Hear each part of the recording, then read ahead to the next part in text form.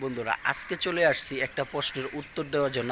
আমার কাছে অনেকেই প্রশ্ন করেন যে ভাই, আমরা বিদেশ বা চায়না, ইউএস বা অন্য কোনো দেশ থেকে যদি ক্যামেরা আনি, সিসি ক্যামেরা আনি, সেটা কি ভালো হবে কি না, না বাংলাদেশে ক্যামেরা ভালো হবে।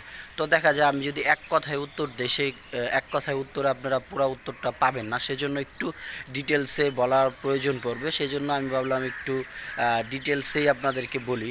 সেজন্যই এই ভিডিওটা করা আসলে। এখন থেকে আমি চেষ্টা করব যে আপনাদের কিছু প্রশ্নের উত্তর দেওয়ার জন্য, কারণ সিসিটিভি নিয়ে অনেকেরই অনেক প্রশ্ন থাকে। তো আমি চাইতেছি যে আপনাদেরকে ভিডিওর মাধ্যমে সেই প্রশ্নের উত্তরগুলি দেওয়ার চেষ্টা করব। তো এই প্রশ্নটা হচ্ছে যে বিদেশ থেকে আপনারা ক্যামেরা আনবেন কি না, সেটা আমেরিকা হতে পারে, চায়না হতে পারে, বা আরব আমিরা হতে পারে। তো বন্ধুরা, আমরা একদম মূল ভিডিওতে চলে যাই। তো নিচ থেকে সাবস্ক্রাইব করে দিবেন অ্যান্ড ঘন্টা বাটনে ক্লিক করে দিবেন এরকম লেটেস্ট ভিডিও পাওয়ার জন্য। বন্ধুরা, প্রথমে যে বিষয়টা আসে যে আপনি বাহির থেকে কেন ক্যামেরা আনবেন। আমি এই পর্যন্ত যাদের সাথে কথা বলছি সবারই একটাই প্রশ্নর উত্তর হচ্ছে যে আমরা ওইখান থেকে আনলে কম দামে পাওয়া যায়, আর বাংলাদেশে ক্যামেরাগুলি অনেক বেশি দাম পড়ে। সেজন্য সবাই বিদেশ থেকে ক্যামেরাগুলি আনে। এখন আমি আপনাদেরকে একটা কথা বলবো যে বিদেশ থেকে ক্যামেরা আনেন ভালো কথা, কিন্তু আপনার একটা জিনিস জানা লাগবে যে যদি আপনি আমেরিকা থেকেও আনেন বা আরও সৌদি আরব, দুবাই, কাতার, লন্ডন, যে কোনো জায়গা থেকে আনেন, আপনি চায়না থেকে আনেন, আপনার একটা জিনিস বুঝতে হবে যে সকল জায়গায় কিন্তু ডুপ্লিকেট নর্মাল প্রোডাক্ট আছে। আপনার যেমন বাংলাদেশে লাকিস প্রোডাক্ট আছে, এরকম ব্র্যান্ডের সরকারের ট্যাক্স দিয়েও মাল আসে। তো সব মিলিয়ে আপনার একটা জিনিস বুঝতে হবে যে যেই দেশ থেকেই আনেন না কেন, অবশ্যই সেটা যেন ভালো কোয়ালিটির এবং কি ভালো ব্র্যান্ডের মাল হয়।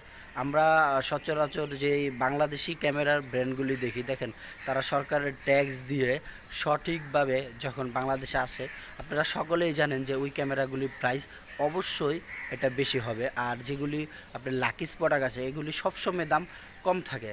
এখন আপনি যখন বাহির থেকে আনবেন, তখন কিন্তু সরকারের একদম ফুল ট্যাক্স দিয়ে তারপর আনেন না। অনেকে বাড়িতে ইউজ করবেন সেই হিসাবে সরকারে ওটাকে নর্মালি ছেড়ে দেয়।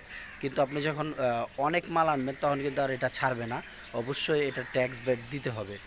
যদি ট্যাক্স ব্যাক দিতে হয়, সেক্ষেত্রে কিন্তু আপনার মালের দামটা অবশ্যই বেশি পড়ে। আর আপনি বাহির থেকে যে মালটা আনবেন, এটা যে 100% ভালো হবে এটার গ্যারান্টি কিন্তু কেউ দিবে না। কিন্তু আপনি বাংলাদেশ থেকে যদি মাল কিনেন, আর এটা যদি আপনার যার কাছ থেকে নেবে, সে কিন্তু আপনাকে ফুল 1 বছর ওয়ারেন্টি দিবে। আর আপনি বাহির থেকে মাল আনেন, ওটা যদি 5 বছরের ওয়ারেন্টি হয়, আপনি কিন্তু আর বাহিরে নিয়ে গিয়ে রিপ্লেস বা এটাকে সার্ভিসিং করা পসিবল না। তো সেই ক্ষেত্রে আমার হিসাবে বাংলাদেশের থেকে মাল কেনা ভালো। আর আরেকটা হচ্ছে প্রাইস। দেখেন প্রাইস আপনাদেরকে তো বললামই যে যখন কিনা বাংলাদেশের রিগেল ওয়েতে মাল আসে, তখন কিছুটা বেশি দাম হয়। তারপর হচ্ছে সার্ভিস ওয়ারেন্টি, কোয়ালিটি। আপনি যে বাহির থেকে যে মালটা আনবেন, এটা কিন্তু কোয়ালিটিফুল হবে কি না সেটা আপনি 100% না। তো আমি যেটা বলবো যে সবসময় সাজেশন, আপনি বাহির থেকে আনেন কিন্তু কোয়ালিটিফুল আনার জন্য চেষ্টা করবেন। আর কোয়ালিটিফুল আনার জন্য আপনাকে একটি ভালো গাইডলাইন দরকার, ভালো একজন ব্যক্তির সাথে যোগাযোগ করবেন যে ক্যামেরা সম্পর্কে, এই সিসি ক্যামেরা সম্পর্কে অনেক এক্সপার্ট। আর যদি আপনি ভালোভাবে যোগাযোগ না করেন, সেক্ষেত্রে কিন্তু আপনি বিদেশ থেকে আনেন আর বাংলাদেশ থেকে নেন, আপনি দুই জায়গায় ঠকবেন। অনেক সময় দেখা যায় বাংলাদেশের থেকে অনেকে ক্যামেরা কিনে ঠকে। আর একটা জিনিস দেখেন, আমি এই পর্যন্ত অনেক জায়গায় আমাকে বলা হয়েছে ভাই আমি বাহির থেকে আনছি, কিন্তু আমার এই ক্যামেরাগুলি ফিটিং করে দিতে হবে। তো আমি আমার লোক দিয়ে আমি ফিটিং করে দিয়েছি, কিন্তু এগুলি 6 মাস 1 বছর যাওয়ার আগেই অনেক ক্যামেরায় প্রবলেম হয়। কারণ ওইগুলি অতটা কোয়ালিটিফুল না, যে আপনি এত এক্সপার্ট না যে আপনি ওইখান থেকে একদমই কোয়ালিটিফুল ক্যামেরাগুলি নিয়ে আসতে পারবেন। সেজন্য আমার সাজেশন, আপনি বাহির থেকে নেন আর বাংলাদেশ থেকে নেন, অবশ্যই একজন এক্সপার্টের সাথে কথা বলে তারপরে নেন। সেক্ষেত্রে দেখা যাবে যে আপনার যেই ধরনের কোন মালটা ভালো কোনটা নর্মাল, এটা বোঝার জন্য আপনি একটা বিষয় বুঝতে পারবেন। সে আপনাকে ডিটেলসে বলে দেবে যে এভাবে এভাবে যদি আপনি চেক করেন, সেক্ষেত্রে আপনি অরিজিনাল প্রোডাক্টটা পাবেন।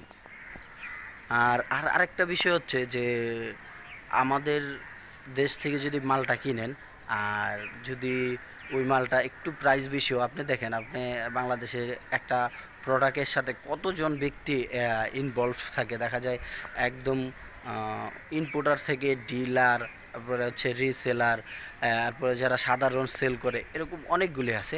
সবাই একটু একটু করে লাভ করে দেন আপনার হাতে প্রোডাক্টটা পৌঁছায় এবং কি একজন টেকনিশিয়ান দ্বারাই সেটা লাগানো হয়। তো আপনি যদি বাংলাদেশ থেকে নেন, দেখেন কতগুলি লোকের কাজের ব্যবস্থা হয়ে যাচ্ছে। আপনি একটা ওই দিক দিয়ে চিন্তা করেন, আমরা যারা ক্যামেরা লাগাই সিসিটিভি, মোটামুটি সবাই ভালো লেভেলের। দেখা যায় যারা বাহির থেকে মাল আনেন তারা কিন্তু লোকাল কোনো লোক না, মোটামুটি ভালো বলতে পারেন যে তারা পয়সাওয়ালা।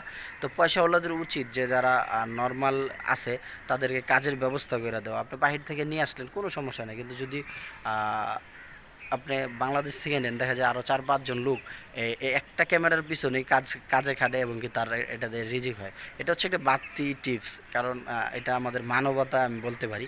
সেজন্য আমি বললাম এটা কোনো বিষয় না। আপনি আপনার দিক থেকে যদি এক্সপার্ট হন তাহলে আপনি বাহির থেকে মাল আনেন, নাহলে বাহির থেকে মাল আনেন না ভাই।